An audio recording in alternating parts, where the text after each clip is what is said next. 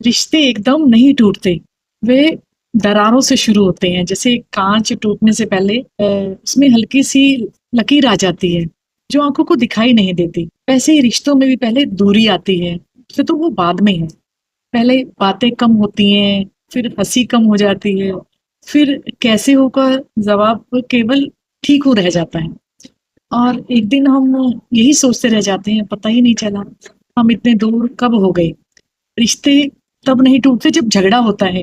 रिश्ते तब टूटते हैं जब बात करना बंद हो जाता है, जब समझने की कोशिश खत्म हो जाती है और सिर्फ खुद को सही साबित करने की जिद रह जाती है। अब तुम्हें दुख तो नहीं की जगह सामने वाला कहता है, ऐसा तुमने क्यों किया? आपको याद होगा कि माँ पहले पूछती थी, बेटे आपने क्या खाना है, मैं आपके लिए क्या बनाऊं? हाँ कुछ भी बना लो माँ। तो एक दिन माँ ने पूछना ही बंद कर दिया।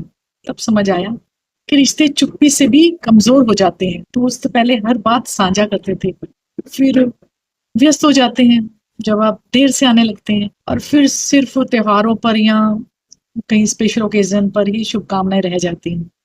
और मोबाइल में भी हम नाम देखकर सोचते हैं कि कितनी गहरी दोस्ती थी मेरी।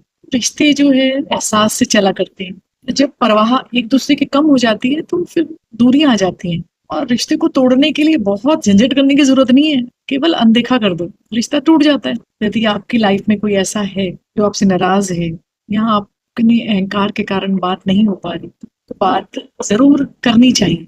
क्योंकि रिश्ते जो होते हैं ना, विनम्रता से आगे बढ़ते हैं।